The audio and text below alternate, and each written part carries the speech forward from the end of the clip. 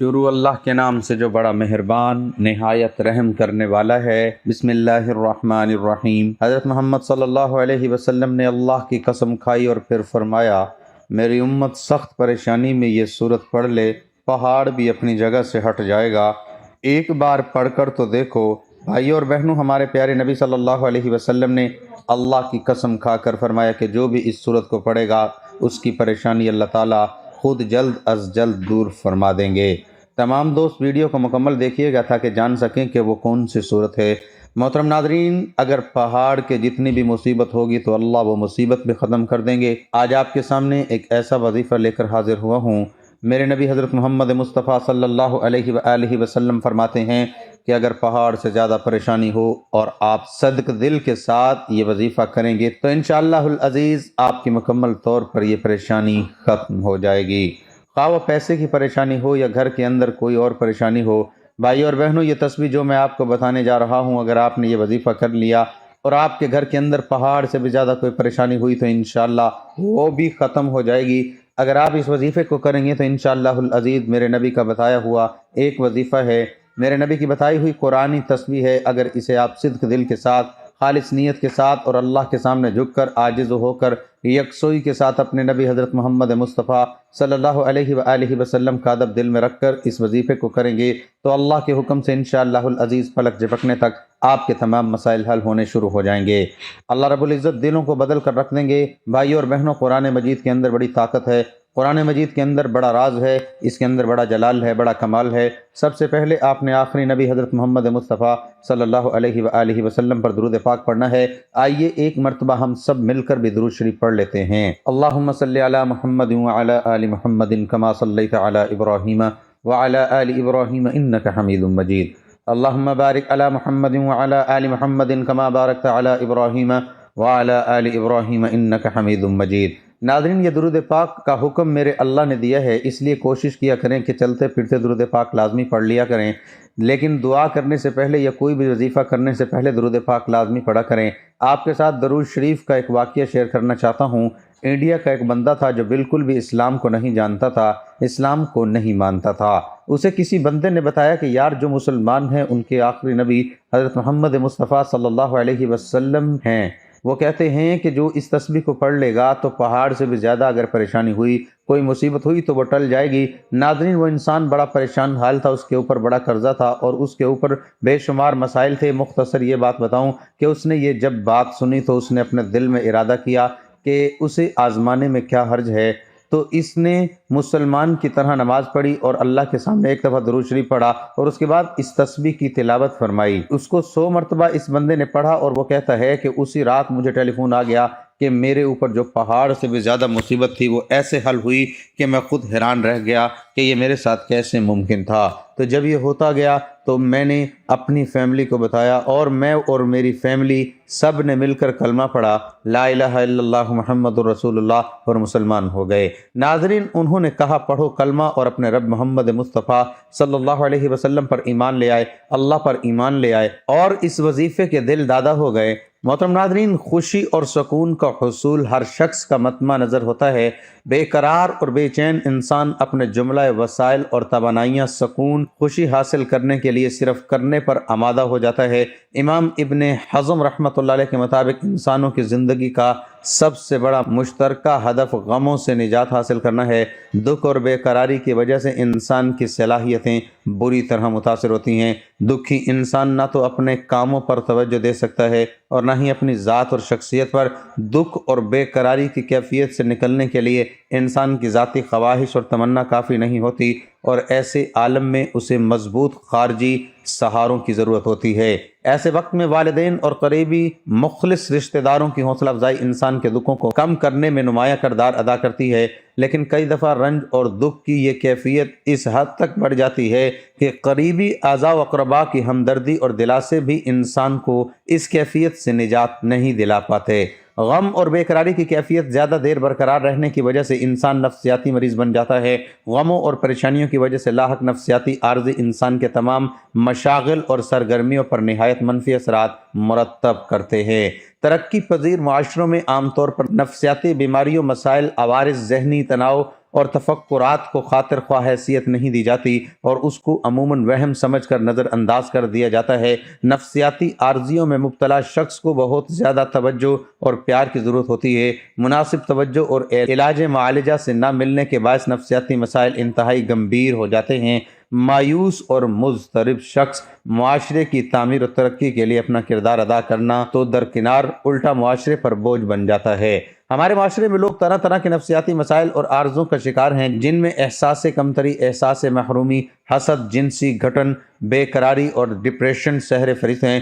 چند برس قبل ایک انگریزی اخبار میں ایک تجرباتی رپورٹ شائع ہوئی جس میں واضح کیا گیا تھا کہ پاکستان کی 2/3 آبادی کسی نہ کسی نفسیاتی مرض کا شکار ہے۔ نفسیاتی بیماری یا غم جب طول پکڑ جاتے ہیں تو انسان کو اپنی زندگی بوجھ لگنا شروع ہو جاتی ہے۔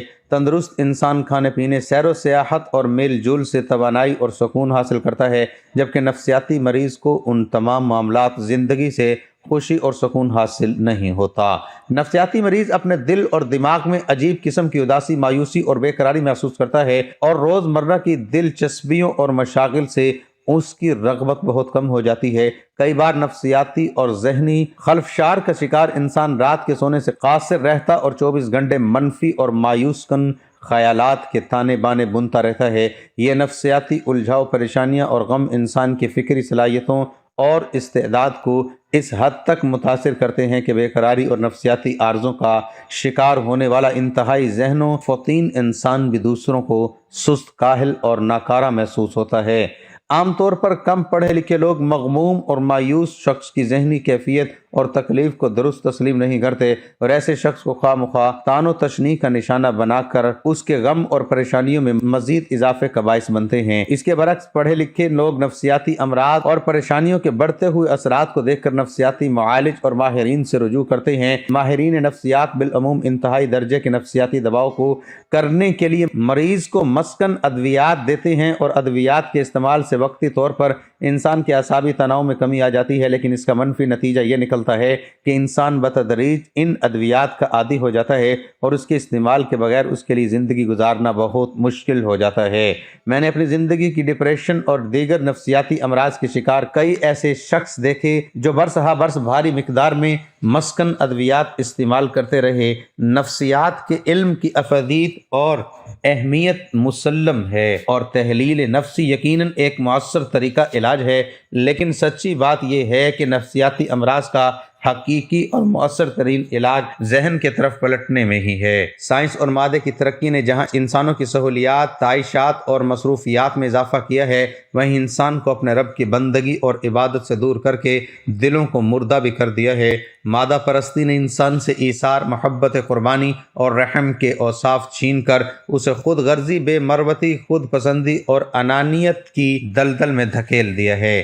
بعض لوگ نفسیاتی امراض کے علاج کے لیے علماء اور روحانی معالجین سے رجوع کرتے ہیں۔ صحیح روحانی معالج اور عالم باعمل انسان کو قرآن و سنت کی طرف پلٹنے کی دعوت دیتے ہیں۔ جس طرح جسم کو اچھی خوراک کی ضرورت ہوتی ہے، اسی طرح انسان کو توانا رہنے کے لیے پروردگار کی یاد کی ضرورت ہوتی ہے۔ اللہ تعالیٰ نے سورۃ رعد کی آیت نمبر 28 میں ارشاد فرمایا کہ مومن اپنے دلوں کو اللہ کی یاد سے مطمئن کرتے ہیں۔ کہ اللہ کے ذکر سے دلوں کو اطمینان نہیں ملتا؟ خود نفسیات کا بھی علم بھی اس حقیقت کو تسلیم کرتا ہے کہ انسان کو اپنے خالق اور پروردگار کی عبادت سے ذہنی سکون حاصل ہوتا ہے۔ قرآن مجید کو اللہ تعالیٰ نے جہاں کتاب ہدایت کے طور پر نازل فرمایا ہے، وہیں اس کتاب میں انسان کے نفسیاتی عارضوں، غموں، بے چینیوں اور دل کی بے سکونی کا علاج بھی تجویز فرما دیا ہے۔ قرآن مجید میں خوف اور غم کی کیفیت سے نجات حاصل کرنے کے لیے اللہ تعالیٰ نے بہت سی تدابیر بتلائی ہیں، چند ایک درج ذیل ہیں۔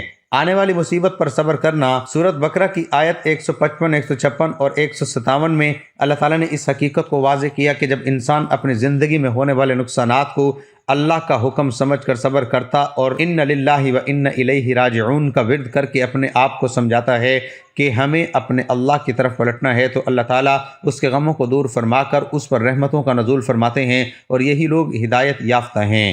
اللہ کی ذات پر بھروسہ جو لوگ اپنے معاملات کو اللہ کے سپرد کر دیتے ہیں، تو سورۃ طلاق کی آیت نمبر 3 کے مطابق اللہ تعالیٰ ایسے شخص کے لیے کافی ہو جاتے ہیں۔ 3 مصیبتوں کے وقت کی دعا۔ جو شخص تکلیف و مصیبت میں اللہ کی بارگاہ میں آ کر دعا مانگتا ہے تو سورہ نمل کی آیت نمبر 62 کے مطابق اللہ تعالیٰ اس کی فریاد سنتے اور اس کی تکالیف اور مشکلات کو دور فرما دیتے ہیں۔ اس سلسلے میں سورۃ انبیاء میں مذکورہ حضرت یونس علیہ السلام کی دعا خصوصی اہمیت کی حامل ہے۔ جو شخص بھی لا الہ الا انت سبحانک انی کنت من الظالمین کا ورد کرتا ہے، اللہ تعالیٰ اس کے تمام غموں کو دور فرما دیتے ہیں۔ ایمان اور تقوی کے راستے کو اختیار کرنا، جو شخص اللہ کی ذات پر پختہ ایمان رکھتا ہے اور اپنے آپ کو ہر طرح کے گناہوں سے بچاتا ہے، تو سورۃ یونس کی آیت نمبر 62 کے مطابق ایسا شخص اللہ کے دوستوں میں شامل ہوتا ہے، اور ایسے شخص کو اللہ تعالیٰ خوف اور غم سے نجات دیتے ہیں۔ اپنے مال کو خفیہ اعلانیہ اللہ کے راستے میں خرچ کرنا، جو شخص تواتر کے ساتھ خفیہ اور اعلانیہ اپنے مال کو اللہ کے راستے میں خرچ کرتا ہے، تو سورۃ بقرہ کی آیت نمبر 274 کے مطابق ایسے شخص کا اجر اللہ کے پاس ہے، اور ایسے شخص کو کوئی خوف اور غم نہیں ہوگا۔ صحیح عالم اور روحانی معالج کی یہ ذمہ داری ہے کہ وہ لوگوں کو اپنی ذات کی طرف مائل کرنے کی بجائے اللہ اور اس کے رسول کے احکامات کی طرف متوجہ کرے۔ اگر دور حاضر کا مسلمان قرآن مجید کی حکمتوں پر عمل پیرا ہو جائے تو اس کے تمام نفسیاتی اور مادی مسائل آنن فانن حل ہو سکتے ہیں۔ سچ تو یہ ہے کہ موجودہ دور میں پریشانیوں کے شکار لوگوں کی اکثریت کا سبب قرآن و سنت سے دوری ہے۔ اللہ تعالی ہمیں دین کے راستے پر چلنے کی توفیق عطا فرمائے، آمین۔ محترم ناظرین، جس تسبیح کا میں ذکر کر رہا ہوں وہ حسبنا اللہ و نعم الوکیل کی ہے۔ اس آیت کو آپ نے 100 مرتبہ پڑھنا ہے، یعنی آپ نے ایک تسبیح مکمل پڑھنی ہے، 100 دانوں والی تسبیح کرنی ہے، اور یہ آپ نے کسی بھی نماز کے بعد کر سکتے ہیں۔ فجر، ظہر، عصر، مغرب، عشاء، کسی بھی نماز کے بعد بھی آپ اس تسبیح کو پڑھ کر دعا مانگیں گے تو آپ کی جتنی بڑی مصیبت ہوگی وہ اللہ خود دور فرما دیں گے۔ انسان جب مصیبت میں ہوتا ہے تو اس وقت اللہ کو یاد کرتا ہے، لیکن خوش نصیب انسان وہ ہے جو اللہ کے راستے پر چلا جاتا ہے اور اسے اپنی زندگی کا معمول بنا لیتا ہے، اللہ پر پورا پختہ یقین کر لیتا ہے اور اپنی زندگی کا فیصلہ کر دیتا ہے کہ آج کے بعد میں نے نیکی کا کام کرنا ہے، کسی کے ساتھ بدی نہیں کرنی، میں نے ہر انسان کے ساتھ سچ بولنا ہے، جھوٹ نہیں بولنا۔ تو انسان پر جب مصیبت آتی ہے تو اس وقت اس کا ٹریک تبدیل ہو کر رہ جاتا ہے، اس وقت اس میں تبدیلی آتی ہے۔ نارمل حالات میں تو انسان چلتا رہتا ہے، اسے خدا کی یاد تک نہیں آتی۔ تو اللہ سے ہم سب مل کر دعا مانگیں کہ اے اللہ، ہم سب کو استقامت نصیب فرما اور اپنی راہ پر چلنے کی توفیق عطا فرما۔ اور یہ جو وظیفہ میں نے بتایا ہے تمام مسلمانوں کی خدمت میں عرض کروں گا، یہ آپ بھی پریشانی کے لیے وظیفہ ضرور کریں۔ 100 مرتبہ حسبنا اللہ و نعم الوکیل کی تسبیح کرنی ہے اور سورۃ کوثر کو 21 بار لازمی پڑھنا ہے۔ انا اعطیناک الکوثر فصل لربک وانحر ان شانئک هو الابتر۔ اول و آخر 3 بار درود شریف پڑھ کے کرے، انشاءاللہ العزیز آپ کا ہر مسئلہ حل ہوگا۔ ناظرین، قرآن کے اندر نور ہی نور ہے، یہ میرے نبی کے سینے پر اترا ہے، اور یہ میرے نبی نے خود فرمایا ہے کہ جو انسان اس تسبیح کو پڑھے گا اس کے اوپر اگر پہاڑ کے برابر بھی مصیبت ہوئی تو وہ بھی ختم ہو جائیں گی۔ اور ناظرین، آپ سب سے درخواست ہے کہ نماز پنجگانہ کا اہتمام لازمی کیا کریں، کیونکہ نماز کے بغیر کوئی بھی وظیفہ ادھورا ہے۔ اللہ تعالی ہم سب کو 5 وقت کی نماز با جماعت ادا کرنے کی توفیق عطا فرمائے۔ محترم ناظرین، نماز کی فضیلت بہت زیادہ ہے۔ نماز ایسا فرض ہے جو کسی بھی حالت میں آپ چھوڑ نہیں سکتے۔ نماز محبوب ملائکہ ہے، نماز ہدایت ایمان اور نور ہے، نماز روزی میں برکت، بدن کی راحت، شیطان کی ناپسند اور کفار کے مقابلے میں اسلحہ ہے، نماز دعا کی اجابت اور اعمال کی قبولیت کا ذریعہ ہے، نماز ہمیں بے حیائی اور برائی سے روکتی ہے۔ قبر میں سب سے پہلے جس چیز کے بارے میں سوال کیا جائے گا اور حشر میں سب سے پہلے جس چیز کے بارے میں سوال کیا جائے گا وہ نماز ہے۔ نماز شیطان کا منہ کالا کرتی ہے، اس لیے کوشش کریں کہ 5 وقت کی نماز خاص طور پر مرد حضرات با جماعت ادا کرنے کی ضرور کوشش کریں۔ مصائب و آلام، مصیبتوں اور پریشانیوں پر شکوے کو ترک کر دینا صبر ہے۔ حقیقت یہ ہے کہ صبر کرنا مشکل کام ہے، کیونکہ اس میں مشقت اور حوصلے کی ضرورت ہوتی ہے، لیکن اس کا انعام بہت زیادہ ہے۔ صبر ایک عظیم نعمت ہے جو مقدر والوں کو نصیب ہوتی ہے۔ صبر کا دین اسلام میں بڑا مقام ہے، اور اللہ تعالیٰ کے برگزیدہ بندوں کے منازل میں سے ایک منزل صبر کی بھی ہے۔ صبر کی اہمیت و افادیت اس بات سے عیاں ہوتی ہے کہ اللہ رب العزت نے اپنے ہاں اس کا بے حساب اجر رکھا ہے۔